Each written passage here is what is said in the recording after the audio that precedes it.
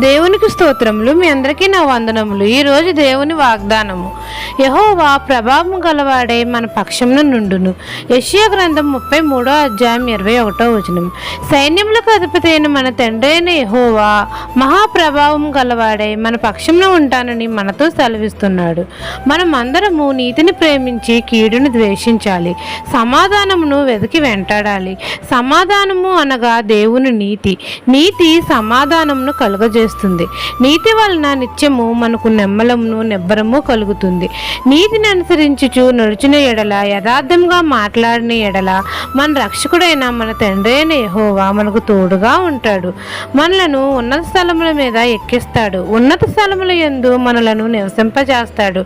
యెహోవా ప్రభావము గలవాడే మన పక్షమున ఉంటాడు. నిత్య జీవమును మనకు దయచేస్తాడు. అలంకరింపబడిన రాజును మనము కన్నులారా చూస్తాము. సియోను పట్టణంలో మనం అందరము నిమ్మలము కలిగి జీవిస్తాము. యెహోవా మనకు న్యాయాధిపతిగా ఉంటాడు. ఆయన మనకు రాజు. ఆయనే మనలను రక్షిస్తాడు. ఈ దిన వాగ్దానం నా జీవితంలో నెరవేరాలని కోరుకుంటూ దేవుని సువార్త పరిచర్యలో మీ సహోదరి. ఆమెన్.